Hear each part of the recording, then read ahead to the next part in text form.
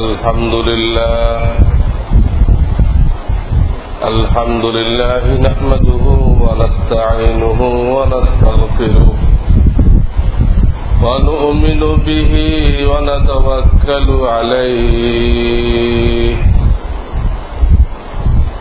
ونعوذ بالله من شرور أنفسنا ومن سيئات أعمالنا من يهده الله فلا مضل له ومن يضلل فلا هادي له ونشهد أن لا إله إلا الله وحده لا شريك له ونشهد أن سيدنا ومولانا محمدا عبده ورسوله صلى الله تعالى عليه وعلى آله وأصحابه وبارك وسلم أما بعد فأعوذ بالله من الشيطان الرجيم بسم الله الرحمن الرحيم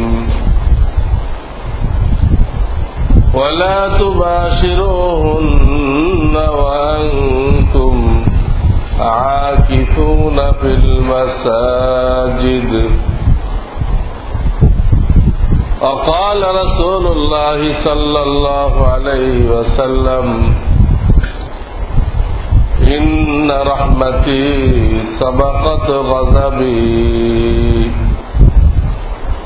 أو كما قال رسول الله صلى الله عليه وسلم الحمد لله ثم الحمد لله আল্লাহ রাব্বুল আলামিন আমাদের খালেক এবং মালিক।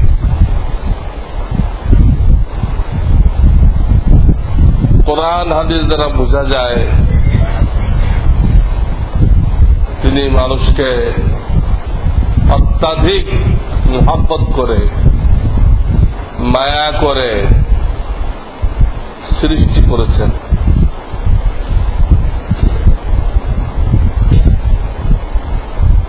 শুধু ইবাদত লক্ষ্য হলে মানব জাতিকে সৃষ্টি করার প্রয়োজন ছিল না। আমরা তো টুকটাক ইবাদত করি সুযোগ পাইলে, ফেরেশতারা তো সর্বক্ষণ ইবাদত করছে। খাওয়ার দরকার নেই, ঘুমানোর দরকার নেই, ইস্তেঞ্জার দরকার নেই, বিবির দরকার নেই, বাড়ি ঘরের দরকার নেই, তারা ইবাদত আর ইবাদত করে।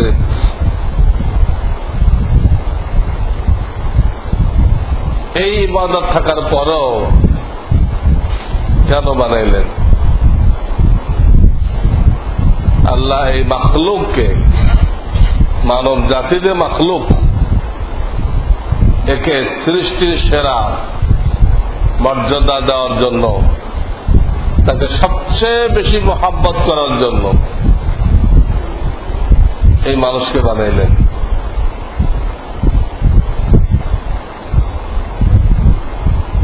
আল্লাহ থেকে বেশি মোহাব্বত করনেওয়ালা কেউ নেই। 2 নম্বরে মুহাম্মদ রাসূলুল্লাহ সাল্লাল্লাহু আলাইহি ওয়াসাল্লাম, তিনি আমাদেরকে মোহাব্বত করেন। অনেক হাদিস আছে, অনেক ব্যাখ্যা আছে, মৌলিক কথাটা বলতেছে। এরপরে বাপ মা সন্তানকে মোহাব্বত করে, সন্তান বাপ মাকে মোহাব্বত করে, স্বামী স্ত্রীকে করে, স্ত্রী স্বামীকে করে। এগুলো থার্ড ডিভিশন। এগুলো একটু স্বার্থের ব্যতিক্রম হইলেই শেষ।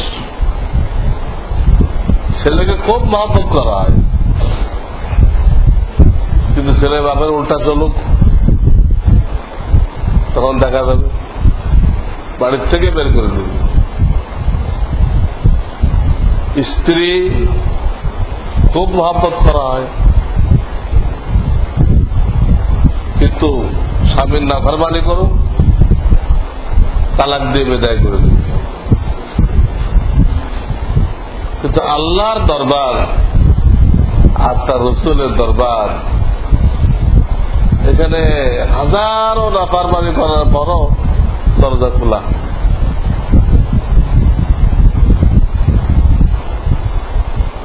কথার কথা 100 বছর হায়াত পাইছে, 99 বছর আল্লাহ শিরক করছে। শিরক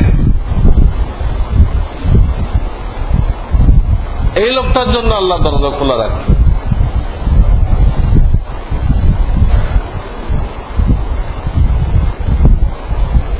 তো এই জন্য আল্লাহর মহব্বত একদম প্রথম নম্বরে।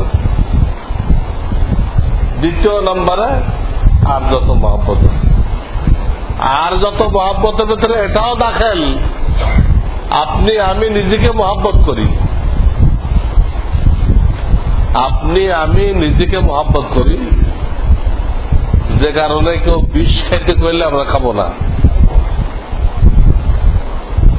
দেখতেছি একটা গাড়ি আসতেছে, এর নিচে পড়ব না, কেন? নিজে নিজেকে মহব্বত করে। কিন্তু এর থেকে রসুলের মহব্বত বেশি, এর থেকে আল্লাহর মহব্বত বেশি। কোরআন কারিমের সূরা আহজাব, এখানে আল্লাহ তাআলা বলেছেন, النبي أولى بالمؤمنين من أنفسهم النبي أولى بالمؤمنين من أنفسهم আমার নবী, তোমরা নিজেকে যা মহব্বত করো তার থেকে তোমাদেরকে বেশি মহব্বত করেন। তো কোরআনের আয়াত যা বিশ্বাস করা ইমানের অংশ,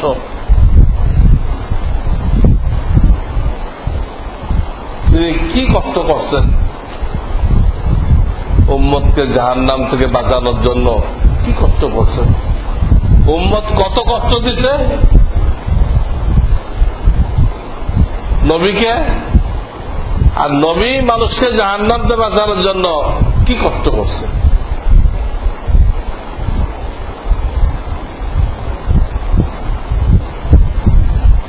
তায়েব গেছেন, কিভাবে উঠলেন মাথায় ধরে না। এখন তো সরকার রাস্তা করে দিচ্ছে, পুরা শহরটা পাহাড়ের উপরে, 10,000 ফুট উঁচা, বিভিন্ন পাহাড় ঘুরে ঘুরে ঘুরে ঘুরে ঘুরে এক পাহাড়ে চড়ায় যায়, তারপর শহর শুরু হয়। সেটা মানে কিভাবে উঠলেন? খালি পাহাড় তো অতিক্রম করতে অন্তত ঘন্টা খানি লেগে গেল। এই সফরে আবার তায়েব যাওয়ার সুযোগ হয়েছিল, সেখানে কালেবার দাওয়াত দিলেন। রেজাল্ট কি হলো? পাথর খাইলেন। সে জায়গাও দেখার সুযোগ হয়েছে, ওখানে মসজিদ বানায় রাখছে। তায়েফের লোকেরা বাচ্চাদেরকে লেলাই দিল, আর সে একটা বাগানে হুজুরে একটু আশ্রয় নিলেন। সেই বাগানটা এখনো আছে। সেই খেজুর গাছটা এতদিন থাকবে না, কিন্তু ওইগুলো মারা গেছে, আরো খেজুর গাছ হয়েছে। সেই গাছ তো আর নেই, কিন্তু সেই জায়গায় খেজুরের বাগান এখনো আছে, ওটাও জিয়ারত করার মতো গেছে।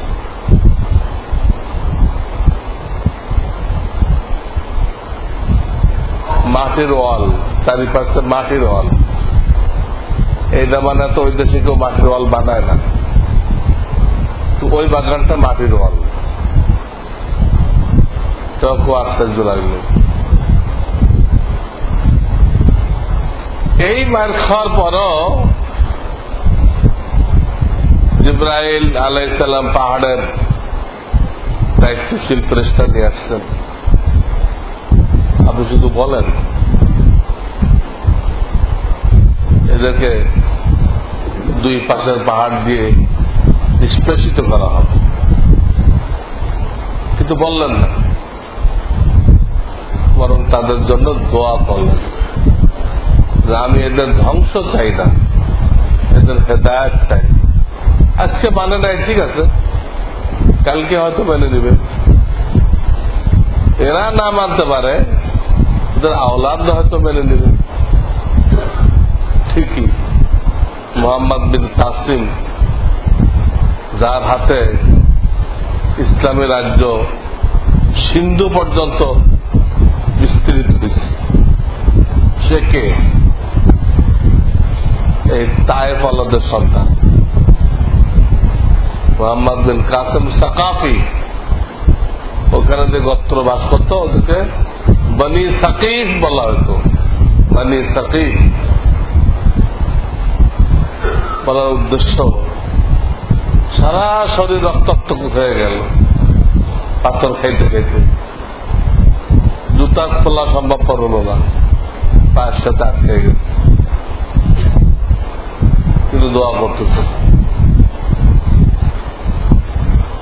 অথচ আমরা দিব্যি গুনাহ করে করে নিজেকে দোজখের দিকে ধাক্কায় দিচ্ছি। রসুলের মহব্বত দেখেন, আর আপনি আমি যে নিজেকে মহব্বত করি এটাও দেখেন। আমরা তো গুনার কাজ করতে কতটুক দ্বিধাবোধ করি। গুনার কাজ মানে নিজেকে দোজখে ফেলা। এক একটা গুনাহ কবিরার ভিতরে এই পাওয়ার আছে, মানুষকে দোজখে ধাক্কায় নিয়ে ফেলবে। তা আমরা এই গুনাহ করতেছি, যার থেকে বাঁচানোর জন্য রমজান মাস, গুনাহ বর্জনের অভ্যাস গড়ে তোলার জন্য রমজান মাস। যে মাসটা ট্রেনিং কোর্স, সেই মাসেও গুনাহ করতেছে কিনা? হোটেলে তো খাওয়া দাঁড়িয়ে আছে, এতটুকু হয়েছে পর্দা লাগাই দিচ্ছে, কি হলো? টেলিভিশন তো চালু আছে, যেসব গুনাহ করা হয়তো বহু গুনাহ চালু আছে। রমজান যে উদ্দেশ্য ছিল কি হলো, কি হাসিল হলো আমাদের? এই কয়টা দিন এটাই চিন্তা ভাবনা করতে হবে। রমজান আল্লাহ কি উদ্দেশ্যে দিয়েছিলেন, সেই উদ্দেশ্যে আমি কতটুকু কামিয়াব হয়েছি। আমার লেখা কিতাবুল ঈমানের ভিতরে গুনাহে কাবিরার চার্ট দেওয়া আছে, চার্ট, তালিকা। এই কিতাবটা প্রত্যেকটা মুসলমানের ঘরে থাকা জরুরি, তালিম হওয়া জরুরি, যাতে করে আর কিছুই না হোক, ইমান কি জিনিস এটুক ঘরের লোকেরা জানুক, আর এই পুঁজিটুকু নিয়ে কবরে যাক। পয়লা চান্সে না হোক, দ্বিতীয় চান্সে এই লোকটা বেহেশতে যাবেই। এই সাবজেক্টের উপরে বাংলা ভাষায় কিতাবপত্র নেই বললেই চলে। ইমানের সাবজেক্টের উপরে কেন আল্লাহ বেহতর জানে, কোন আলেম কিতাব লেখার প্রয়োজন মনে করেন নাই। মনে হয় সবাই ধারণা করছে ইমানটা তো আছেই, আমি অন্য বিষয়ে লিখি। যে কারণে এই সাবজেক্টে প্রত্যেক আলেমের কিতাব থাকার দরকার ছিল। প্রত্যেক বড় আলেমের এই সাবজেক্টে কিতাব থাকার দরকার ছিল, যাতে তার অনুসারীরা ওই কিতাব দেখে ঈমান সহি করে নেয়। আমার কিতাব 4 জন অনুসারী পড়বে না, আমি লিখলে তো ব্যাপক ফায়দা হলো না। সব আলেমের লেখার দরকার ছিল। এই জন্য আমার অনুরোধ, এটা ঘরে রাখবেন অল্প অল্প করে। ইমানে মুফাসসালের 7টা বিষয়, এর যে ব্যাখ্যাটা দেওয়া আছে, এটা ঘরে তালিম করবেন। বৃদ্ধ বাবা মা আছে, দাদা দাদি আছে, এরা অন্তত ইমান কি জিনিস সহি কথাগুলো শুনে ওটা বিশ্বাস করে এরপর দুনিয়া থেকে যাক, না যাতে রাস্তা হবে ইনশাআল্লাহ। মুমিনকে কোনো বাহানায় আল্লাহ বের করবেন, দোজখ থেকে বের করবেন, দোজখে রাখবেন। কিতাবুল ঈমান, এই কিতাবের ভিতরে গুনাহে কাবীরার লিস্ট দেওয়া আছে, চার্ট দেওয়া আছে। আমরা দেখি এর কোন গুনাহ আমার মধ্যে আছে কিনা, সেটা নিজে যদি বর্জন করতে পারি আলহামদুলিল্লাহ, না পারলে কোন আলেমের পরামর্শ নেই,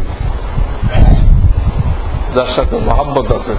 গুনার কথা সবাইকে বলা জায়েজ নেই, গুনার উপরে কাউকে সাক্ষী রাখা জায়েজ নেই। শুধু যে মুরব্বী, যার পরামর্শে চলা হয়, তাকে বলা যাবে। যেরকম সতর, নাভি থেকে হাঁটু পর্যন্ত সতর। স্বামী স্ত্রীর জন্য কোনো সতর নেই, কিন্তু এর বাইরে এই নাভি থেকে হাঁটু খোলা যাবে না। কিন্তু এর ভিতর যে চিকিৎসার দরকার পড়ে, তো চিকিৎসকের সামনে খোলা যাবে, যতটুকু দরকার খোলা যাবে। চিকিৎসকের সামনে যেমন সতর খোলা যায় চিকিৎসার স্বার্থে, ঠিক অনুরূপ ভাবে রুহানি চিকিৎসকের সামনে গুনাহটাও সতর, গুনাহটাও সতর। গুনাহ তার কাছে বলা যাবে চিকিৎসার স্বার্থে, তার থেকে পরামর্শ দেওয়া স্বার্থে। এটাই বিশেষ আবেদন থাকবে যে আমরা এই গুনার তালিকা দেখে এর মধ্যে কোন গুনাহ থাকে, 1টা থাকুক, 2টা থাকুক, 3টা থাকুক, এটা থেকে কিভাবে বের হয়ে আসা যায়, এটা বাকি দিনগুলোতে আমাদের মেইন উদ্দেশ্য। এই একটা কথা, গুনাহ যেন না থাকে। দ্বিতীয় কথা হল, আল্লাহ তাআলার প্রথম মাখলুক হল পানি আর আরশ।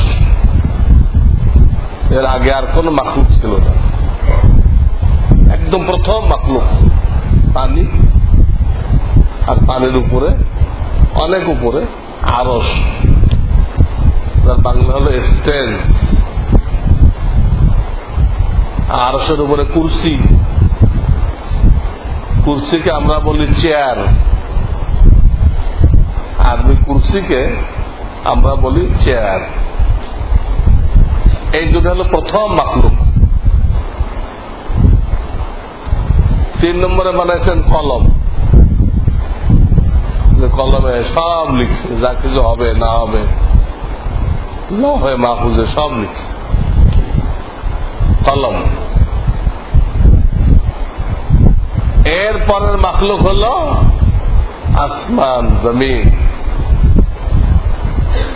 প্রথম 2 দিনে জমিন বানাইলেন, তারপরে 2 দিনে আসমান বানাইলেন, তারপরে 2 দিনে জমিনের মধ্যে মানুষের কল্যাণে যা যা লাগবে, নদী নালা, গাছ মাছ, পাহাড় পর্বত, আমার জান্নাতের উপযোগী করার জন্য যা যা লাগবে তৃতীয় 2 দিনে ওটা বানাইলেন। আল্লাহ 1 সেকেন্ডে বানাইতে পারে, অনেক কিছু বানাইছেন 1 সেকেন্ডে। কোন কইছে হয়ে গেছে, কিন্তু এটাকে এইভাবে করেন নাই। এই জন্য করেন নাই যে জমিনে তিনি যাদেরকে বসবাস করাবেন তাদেরকে একটা বিষয় শিক্ষা দেওয়ার জন্য। দেখো আমি 1 সেকেন্ডে পারি, আমি 2 দিন লাগেছি। কাজে তুমি যে কোনো কাজ করবা হুট করে ফেলবা না, তড়ি ঘড়ি করে করবা না, ভালো করে চিন্তা ভাবনা করো, পরিণতি নিয়ে চিন্তা করো, জ্ঞানী লোকদের সাথে পরামর্শ করো, এই সব কিছু করে একটা কাজ শুরু করো। আমি 1 সেকেন্ডে পারি, 2 দিন লাগাইলাম। আমার কাছে আল্লাহ বলতেছেন অতীতকাল, বর্তমানকাল, ভবিষ্যৎকাল এক সমান, কিন্তু তুমি তো 1 সেকেন্ড পরেরটা আর জানো না। ডাইনে দেখলে বামে দেখো না, সামনে দেখলে পিছনে দেখো না। 1 মিনিট পরে তোমার ভাগ্যে কি আসতেছে তোমার জানা নেই। কাজে তুমি কোন কাজে তাড়াহুড়া করবে না, কোন গুরুত্বপূর্ণ কাজে তাড়াহুড়া করবে না। চিন্তা ভাবনা করো, পরামর্শ করো, পরিণাম কি হইতে পারে, সব হবে না গুনাহ হবে, আল্লাহ রাজি হবে না নারাজ হবে, সব চিন্তা করো, তারপরে পদক্ষেপ নাও।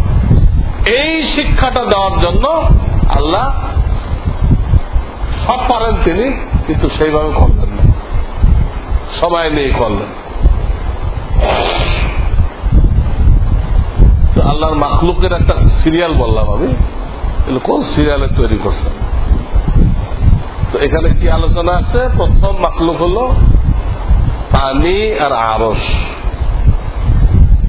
এই আরশ যখন তৈরি করলেন এর মধ্যে একটা বাক্য লিখে রাখলেন, একটা বাক্য, ওটা হাদিসে আছে, ইন্না রাহমাতি গালাবাত গাযাবি। এর অর্থ এই যে আমার ভিতরে উভয় গুণ আছে, রহমত দয়া মায়ার গুণও আছে, গজাবি পাকড়াও করা, শাস্তি দেওয়া, এই গুণও আছে, উভয়টা আছে। তবে সবসময় আমার দয়া মায়ার গুণটা এটা গালেব থাকবে। গালেব মানে এটা বেশি থাকবে, এটা প্রাধান্য পাবে। আছে দুটোটা, কিন্তু এটা বেশিরভাগ, দয়া মায়াটা বেশি। সূরা ফাতিহার আয়াতগুলো নিয়ে চিন্তা করলো এই আরশে যে কথাটা লিখলেন এই কথাটা বোঝা যায়। এখানে আলহামদুলিল্লাহি রব্বিল আলামিন, লিল্লাহ মানে আল্লাহ, প্রথম গুণ আছে রব্বুল আলামিন, পুরা জাহানের প্রতিপালক। এটা শুধু রহম আর রহম। 2 নম্বরে আনলেন রহমান, এটা শুধু রহম আর রহম, দয়া মায়া। 3 নম্বরে আনলেন রহিম, শুধু দয়া মায়া। 4 নম্বরে আনলেন গুণবাচক মালিকি ইয়াউমিদ্দিন, প্রতিদান দিবসের মালিক। রোজ হাসরে প্রত্যেককে যে প্রতিদান দিবেন তার কর্মের ওই দিনের মালিক। ওই দিন আর কোন রাজা বাচ্চা থাকবে না, কারো কোনো বাচ্চাই থাকবে না, সব মিসকিন। প্রথম 3টা শুধু দয়া মায়া, 4 নম্বরটার ভিতরে দয়া মায়া আছে, শাস্তিও আছে। হাসরের ময়দানে একসাথে দয়াও করবেন না, যাও সব ঘরে জান্নাতে চলে যাও, আবার সবাই দোজখেও দিবেন না। এক গ্রুপকে বেহেশতে দিবেন, আর এক গ্রুপকে দোজখে দিবে। তাহলে 100%-এর মোটামুটি 3 আর এদিকে অর্ধেক 3.5, তাতে হবে 25 আর 12 কত? হ্যাঁ, না 25 না 75, 87। 100-র মধ্যে এই আয়াতগুলো দ্বারা 87% পাওয়া গেল। 3টা রহম, 3 রহম দ্বারা আমি 3 25-এ 75 বের করছি। আর একটা রহম আছে, গজব আছে, ওটা ভাগাভাগি করছে, কিন্তু অর্ধেক নেই। 75 আর অর্ধেক 12.5, 87% তার রহম করম, দয়া মায়া। আর 12.5% এটা হলো তার পাকড়াও, শাস্তি।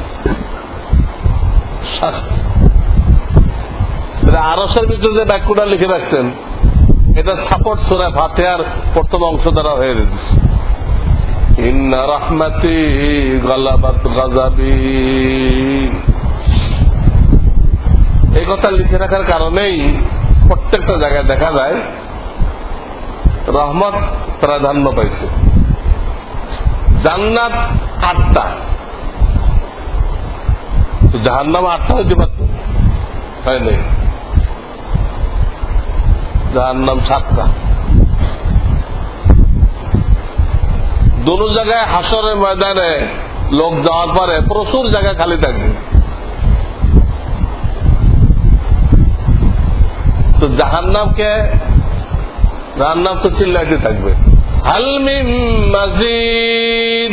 আল্লাহ, আর লোকজন নেই, আমার তো কিচ্ছু ভরে নেই এখন। হাল মিন মাজিদ।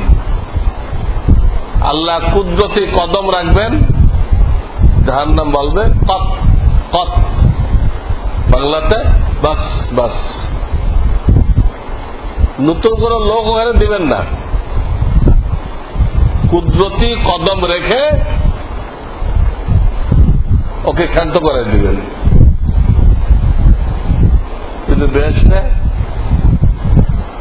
আরো কিছু নতুন লোক তৈরি করে ওই এলাকা আবাদ করবেন।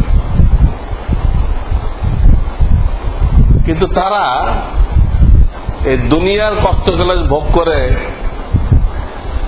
যারা জান্নাতে গেছে, এই মজা তারা পাবে না। দুঃখ যে দেখে নাই, তার কাছে সুখের কি মূল্য আছে?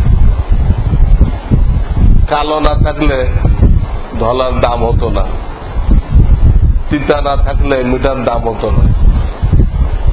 বুঝানোর উদ্দেশ্য, জাহান্নামকে অন্যভাবে বন্ধ করাইলেন, আর এখানে লোক তৈরি করলেন। দয়ার বহিঃপ্রকাশ। 2 কান্দে ফেরেশতা আছে, দুজনের একই নাম, কেরামান কাতিবিন। আমরা যারা বুঝি যে ডাইন কান্দেরটা কেরামান, বাম কান্দেরটা কাতিবিন, এটা ভুল। কেরামান মানে সম্মানিত, কাতিবিন মানে লেখক দয়। এটা কি হয় যে একজনের নাম সম্মানিত আর একজনের নাম লেখক দয়? 2 জন মিলে এই নাম। এর মধ্যে আল্লাহ ডাইন কান্দে যে আছে ফেরেশতা, একে আমির বানাইছেন, আমির। বাম কান্দে যে গুনাহ লেখে, এ হলো মামুর, এর নির্দিষ্ট কোন অধিকার নেই। ডাইন কান্দের ফেরেশতারা কইছে, নেক কাজের নিয়ত করতে পারলে হয়, লিখতে আরম্ভ করো, লেখা শুরু করে দাও। আর করলে তো কত গুণ যে লিখবা, কমপক্ষে 10 গুণ, আর বেশি তো 700 গুণ, 49 কোটি হিসাবের বাইরে। নিয়ত করার সাথে সাথে লেখা শুরু হয়ে যায়। আর এই পাশের লোকেরা বলছে, তুমি পারমিশন না পেয়ে কিছুই লিখবে না। তো নিয়ত করলে তো গুনাহ লেখাই না, গুনাহ করে ফেলছে, তাম্বিহুল গাফিলিন কিতাবে হাদিস আছে, করা হয়ে গেছে, তখন পর্যন্ত পারমিশন পায় না। এই ডান কান্দে ফেরেশতা বলে দেরি করো, সে তওবা করতে পারে, অথবা এমন একটা নেক কাজ করতে পারে যে নেক কাজের দ্বারা তার গুনাহটা বুঝে যাবে। এটা করে কিনা এর জন্য ওয়েট করো, 3 ঘন্টা ওয়েট করতে বল, 3 ঘন্টা। এটা আমাদের ঘড়ির ঘন্টা না আল্লাহর কোন ঘন্টা, এটা আল্লাহ ভালো জানে। হাদিসে সালাতু সাআত, 3 ঘন্টা ওয়েট করতে বলে। কি বোঝা গেল? রহমত বেশি না গজব বেশি? রহমত বেশি, রহমত বেশি। এই রমজানে বিভিন্ন সময় আমাদের নেকিকে এত বাড়াইতেছেন, রমজানে একটা একটা নফল ফরজের সময়, সারা জীবনের নফল মিলে ফরজ হবে না, সারা জীবনের নফল মিলেলে একটা ফরজ হবে না। রমজানে আল্লাহ তাআলা দিয়ে দিচ্ছেন, এক একটা ফরজকে 70 গুণ করে দিচ্ছে। জুমার দিন দুরূদ শরীফ পড়তেছে, 80 বছর একটা ইবাদতের সওয়াব। এটা বিভিন্ন নেকি বাড়াইতেছে, কিন্তু কোথাও তো গুনাহ বাড়ানোর কোন হাদিস নেই। গুনাহ বাড়াইতে বাড়াইতে আল্লাহ তাআলা 700 গুণ পর্যন্ত নিয়ে যান বা 49 কোটি পর্যন্ত নিয়ে যান, এর তো কোন হাদিস কেউ দেখাইতে পারবে না। যা করছে তাই, এটা তওবা করার সাথে সাথে মাপ, তওবা করার সাথে সাথে মাপ। এখানে ওই হাদিস সামনে আসলো, রহমত আল্লাহর বেশি, মায়া এটা বেশি। মায়া করার জন্য তো মানুষকে বানাইলেন, গুনাহ বাড়ানো হয়। তারপরে হাশরের ময়দানে দোজখ থেকে বের করার জন্য আল্লাহ বিভিন্ন সুপারিশ রাখবেন। কোরআনের সুপারিশ, নবীদের সুপারিশ, শহীদদের সুপারিশ, ওলামাদের সুপারিশ, হাফেজদের সুপারিশ, বহু সুপারিশ থাকছে জাহান্নাম থেকে বের করার জন্য। সব সুপারিশ শেষ হওয়ার পরে কিছু আর নিজে বের করবেন, সব সুপারিশ শেষ হয়ে গেছে, আর কোন সুপারিশকারী নেই। এরপরও কিছু লোকে আল্লাহ নিজে বের করবেন, মানে যাদের ইমানের সাথে সামান্যতম নেকিও আছে, ওরা সুপারিশ দ্বারা বের হয়ে আসবে। কিন্তু যাদের শুধু ইমান আছে, এর সাথে কোনো নেকি নেই, এদেরকে সুপারিশকারীরা চিনতে পারবে না। ইমান তো কলবের ভিতরে থাকে, তোর এই চর্ম চোখে দেখা যায় না, কিন্তু আল্লাহ দেখতে পায় না কলবের ভিতরে কি আছে। কলবের ভিতরে ইমান আছে। এই জন্য সবাই সুপারিশ খতম হওয়ার পরে একটা গ্রুপকে আল্লাহ বের করবে। মুসলিম শরীফের হাদিসে এটার নাম দেওয়া হয়েছে ওতাকাউর রহমান। আতিক মানে তাকে আজাদ করে দেওয়া হয়, মুক্ত করে দেওয়া হয়, তার বহু বচন ওতাকা। রহমান মানে আল্লাহ। এই গ্রুপটার নাম হবে ওতাকাউর রহমান। এরা দোজখ থেকে বের হয়ে আসবে। আমি দেখাইতেছিলাম দোজখ থেকে বের করার জন্য এত ব্যবস্থা, কিন্তু আপনি একটা হাদিসও দেখাইতে পারবেন না যে যারা জান্নাতে গেছে ওখানে বের করার জন্য আল্লাহ কোনো ব্যবস্থা রাখছে। জান্নাতে যারা গেছে পয়লা চান্সে হোক, দ্বিতীয় চান্সে হোক, এখান থেকে ফের বের করে আনা হয়েছে, এর কোনো দলিল আপনি দেখাইতে পারবেন না। বরং অনেকে ওখানে মিরাজ শব্দ ব্যবহার করেছে, মিরাজ। তিলকাল জান্নাতুল্লাতী উরিসতুমুহা বিমা কুনতুম তা'মালুন। মিরাজ কেন? কিনলে দেখা যায় অনেক সময় ওটা আগে আর একজনের কাছে বেচছে, কেনা জিনিসে ট্যাক্স লাগে অনেক সময়, না বুঝে ওই বিক্রিত জিনিস কিনছে আবার। কিন্তু যেটা যুগ যুগ ধরে তার পর্দা দরকার ছিল, এখানে তার দাদা পাইছে, তার দাদার থেকে তার বাপে পাইছে, তার বাপের থেকে সে পাইছে, এইরকম জমিনে প্যাস লাগছে, এর কোন ইতিহাস নেই দুনিয়াতে, কেউ দেখাইতে পারবে। অন্তত 200 বছর ধরে এদের কাছে ছিল, এর মধ্যে আর শরীক বেড়ে গেছে 200 বছরের মাথায় হবে। এই জন্য কারো মনে সন্দেহ থাকতে পারে হয়তো জান্নাতে নিয়ে অনেকদিন আল্লাহ ভালো খানা পিনা দিবে, দিয়ে একটা বলে যাও, আর কত খাইবা, যাও এবার চলে যাও। এরা কয় কিনা শয়তান এই অস্ত্র দেয়। এই অস্ত্রকে বাতিল করার জন্য আল্লাহ মীরা শব্দ ব্যবহার করছে যে না, এখানে কোনদিন তোমাদের বের করা হবে না, কোনদিনও বের করা হবে না। তোমরা আজীবন যুগ যুগ জান্নাতের নিয়ামত ভোগ করবা। আর জান্নাতের সবচেয়ে বড় নিয়ামত আল্লাহর দর্শন, আল্লাহর দিদার। দেখা গেল প্রত্যেকটা জায়গায় এখানেও জাহান্নামতে বের করার ব্যবস্থা আছে, জান্নাতে বের করার কোন ব্যবস্থা নেই যে একবার যাবে বাস স্থায়ী। এখানেও বোঝা গেল আল্লাহ রহমত বেশি। এই সব কথাগুলো কেন বললাম এই জন্য আমাদের ইবাদত বন্দেগী খুব নগণ্য, টুটা ফাটা। এর জন্য আমরা আল্লাহর কাছে রহমত চাই, আল্লাহ তোমার রহমত দিয়ে আমাকে মাফ করে দাও। আমার ইবাদত বন্দেগী থেকে চাইলে আমি মাফ পাওয়ার যোগ্য না, কিন্তু তুমি তো কোনো কিছু ছাড়াই রহমত করে দাও। দাদে ওরা কাবিলিয়াত শর্ত নিস, আল্লাহ দেওয়ার জন্য কোন ইবাদত শর্ত না, কোন কারণ ছাড়া তুমি আমার পর রহমত করে দাও। এই জন্য আমরা এই কয়দিন আল্লাহর কাছে রহমত চাই, আল্লাহ রহমত দান করো। যদিও রহমতের দশক চলে গেছে, প্রথম দশক, তার এই অর্থ না এখন এটা বন্ধ হয়ে গেছে, এই অর্থ না, তো সারা জীবন চাওয়া যাবে। তাহলে ওইটার ওসিলায় মাত্রা চাই, তাহলে আমার ইবাদত টুটা ফাটা, আমার রহমত করো। এই রহমত চাওয়ার জন্য বলা হয়েছে শেষের দশক মসজিদে এসে পড়ে থাকো, তাহলে যতক্ষণ রহমত না দিবা আমি আর তোমার দরজা থেকে বিছানা উঠাবো না। যতক্ষণ রহমত না দিবা আমি তোমার দরজায় বিছানা ফেললাম, এটা তুলবো না। এলে এতেকাবের অর্থ। যাদের তৌফিক আছে এতেকাব করবে, সুন্নতে মুআক্কাদা 10 দিন একটানা। আর যাদের তৌফিক নেই তারা নফল করুক, রাতটা মসজিদে এসে থাকলো, অফিস টাইমের বাইরের টাইমটা মসজিদে থাকলো, নফল এতেকাব। এটা একটা ডিভিশন, সেকেন্ড ডিভিশন। এটাও যদি না পারে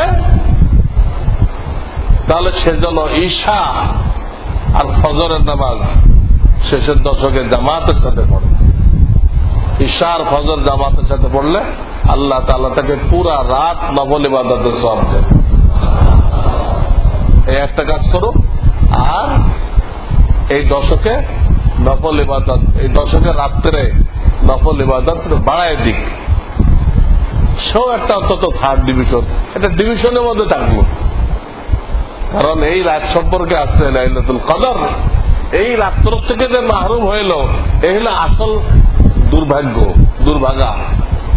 আমরা বলি পড়া কমালি, এই রাত্র থেকে মাহরুম হলো, সে হলো আসল মাহরুম। কারণ আমরা 3টার 1টার মধ্যে থাকতে চেষ্টা করি। এটা রহমত চাওয়ার তরিকা। আমি যে রহমত চাইতে বললাম তার তরিকা এই। আল্লাহ তাআলা আমাদের সকলকে এই রমজানের খায়র বরকত হাসিল করার তৌফিক দান করেন, মাগফিরাত হাসিল করার তৌফিক দান করেন। ওয়া আখিরু দাওয়ানা আলহামদুলিল্লাহি রাব্বিল আলামিন।